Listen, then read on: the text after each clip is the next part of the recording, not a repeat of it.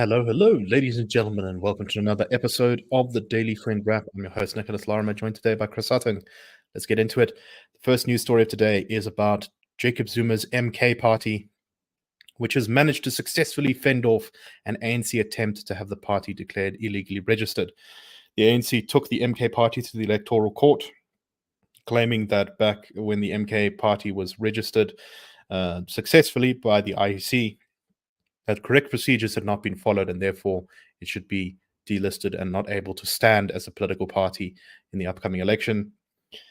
In a unanimous decision read by Judge Modiba, the court found the ANC failed to explain why it waited longer to initiate court proceedings, which is one of the problems here, is that the ANC took ages to actually challenge this decision. And it seems to me that they only are challenging this decision because they've realized that the MK party is going to do a lot better than they expected. Chris, what do you make of this? Obviously, this was always, I think, a little bit of a Hail Mary. I think it would be very difficult to get the MK party thrown off the ballot. What do you think this says about the state of play between the ANC and MK parties? I think with so many things over the last few years, the ANC wakes up a bit too late when there's a particular issue confronting them.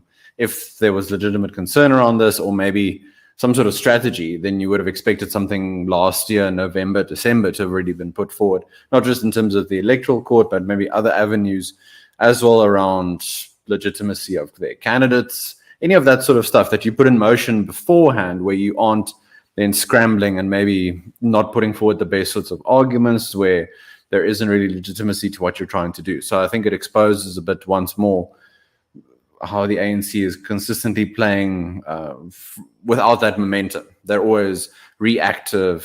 Someone else, whether it be Zuma, whether it be someone else, the EFF, they set the momentum and then the ANC has to respond, which is interesting in of itself, how the ANC used to be the central force in the economy and society, and in some ways remains that, but it's becoming very different, that particular setup and the influence that it extends. It is still the biggest reactive force, but it is becoming more and more reactive over time. I think there might be other ways now that they try and counter MK, but I think they realize the particular challenge that MK poses to them in KZN, a province that is going to be very important for the party in the national and provincial elections. It always has been in the past, where former President Zuma did very well for the ANC, of course, to shore up their support in KZN.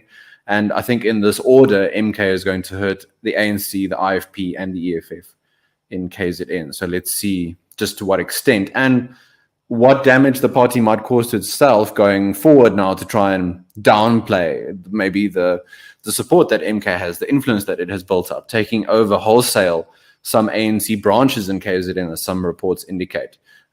Maybe trying to downplay it, but then at the same time scrambling to find a sort of silver bullet to try and end the threat. I think it's very interesting how this relationship is shaping up. I also would like to just point out once again, I think I did on the show yesterday, but this is entirely a self-inflicted wound. The ANC had not dragged its feet if it had acted against Zuma much sooner, if it had not held up legal processes to take Zuma to prison, if it had not done all of these important things that have allowed Zuma essentially to escape consequences for some of the things he's done, not just to the country, but to the ANC itself, they may have been in a stronger position. And now they've, as you say, they've been caught flat-footed trying and catch up at the last second here to the MK party, as Zuma is way, way ahead of them, it seems, in his sort of strategic planning. I think this whole electoral court business confirms what has been leaked from the National Executive Committee of the ANC, which suggests that they never expected Zuma to start his own political party, perhaps suggesting that once again Zuma's rivals have underestimated him. What this means for the larger country, I think, is a much different question as for what it means for the ANC. But this is obviously something to watch. We still don't know exactly how good the MK party is going to do in the upcoming election. Polling now has them somewhere around anywhere between sort of 13 and 5%. That's quite a big range. And we shall have to see whether that actually is borne out in reality. Okay, let us move on to our next story. And this is about the Johannesburg CBD and attempts to revitalize parts of it. So I've talked a lot on the show about how Johannesburg, at the moment, especially the past couple of years, has experienced some real service delivery declines. We've, of course, had the major water shortage in large parts of the city, well, pretty much ongoing since, I think, last year in various different parts of the city. Lots of creaking infrastructure, lots of unplanned power outages.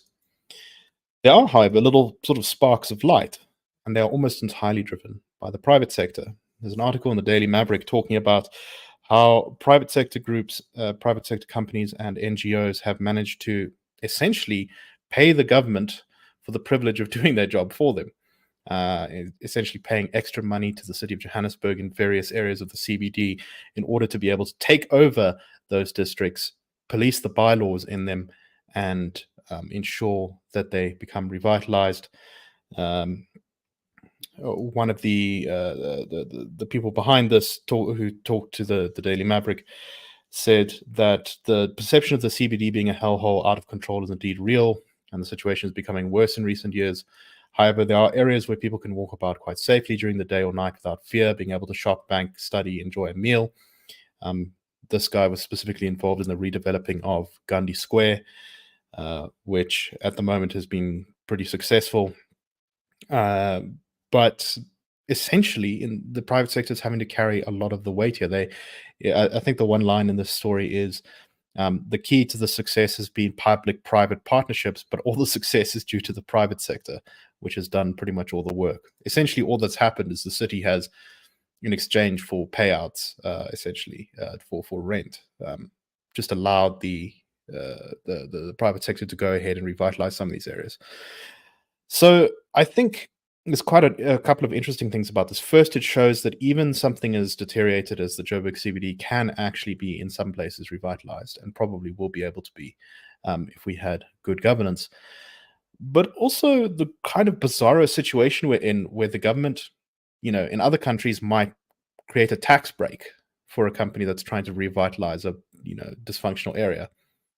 In this case, it's kind of the opposite. They're almost raising the tax on them unofficially. What do you make of this, Chris? We should add one of those offices or buildings benefiting from this near Gandhi Square are the offices of the EFF.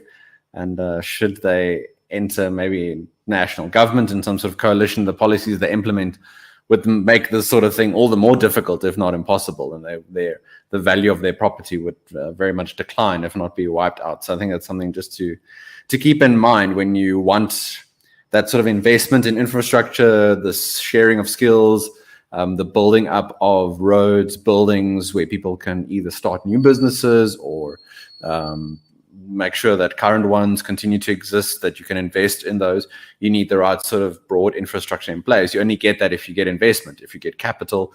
You don't get capital if you have the wrong macroeconomic policies, as has been the case over the last 10 years. We've seen South Africa's gross fixed capital formation declining decidedly. The National Development Plan sets a target of 30%, and we've never reached that. At some points, our highest was around 18, 19%, but we've never reached 30%. So that's just a macro point to keep in mind. I think lots of credit to those involved here, the NGOs and the businesses, but I want to also put on them and others in the city of Joburg and also other metros, more rural areas, towns and cities that are looking at what was done here and how they could do it.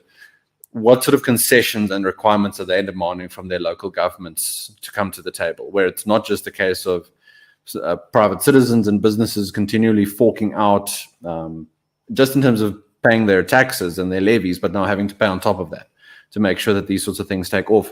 What are you requiring from your local government that they come to the table, where it's not just a case of you always give and give and give, and that papers over the issues and the shortcomings that are put in place by your local government or indeed your national government. So it's not just trying to be a stopgap and covering up for them, but actually then demanding that they change. What do you think they need to in terms of bylaws, other policies and legislation that ensures that situation doesn't just persist ad nauseum? Because you aren't going to always have that level of private capital and investment that you need to paper over the cracks. I think that's something important to keep in mind. It shouldn't just be done to quote unquote make things work for now, and then the underlying issues aren't resolved. I don't think that fixes the fundamentals. Exactly.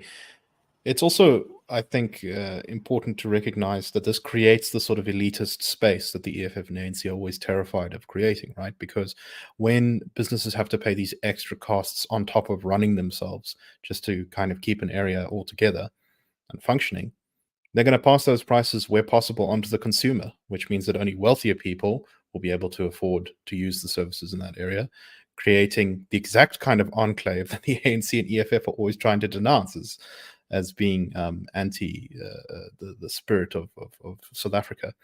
So if you wanted these places to be more open to more people and more inclusive, you should definitely give them tax breaks, because then they would be able to lower prices and have more customers from a wider range of economic backgrounds.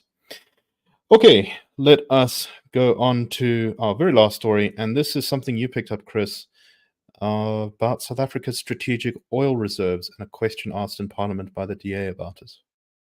What did you hear?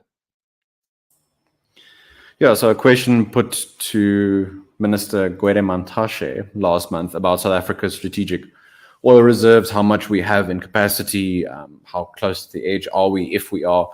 In his response, the minister indicated that South Africa is currently at 7 million barrels of strategic oil reserves. That is down by 3 million from a year ago. So one needs to put that in context, maybe over 10 years or 20 years. Is that a sharp decline or not? But the trend line is downward. And in the context globally of ongoing conflict and tensions in the Middle East, shipping issues around Ethiopia, but also in the Panama Canal, obviously the Suez Canal impacted in the Middle East, you ask questions about global availability of crude oil, what that is, of course, used and refined for fuel that South African economy needs for truckers to move around. Given the decline of Transnet, you need to ensure that those fuel reserves are at full capacity, because so many businesses nowadays are forced to rely on trucking instead of on the railways. So here the question becomes, what are we doing to ensure contingencies? I don't think you should presume that you'll always then have at least 6 or 7 million barrels worth. What are you doing to procure more? What are your backup plans? All that sort of thing. We know South Africa's refining capabilities have declined. There is now talk of trying to get new investment in things like petro gas in Mossel Bay and their facilities. Petro SA, is that actually going to happen? Where are you going to get the capital for that? There's talk of investing in partnerships with Gazprom from Russia. That's also subject to sanctions. All of these things raise the risk of higher energy costs in South Africa if we rely so much on imported fuel.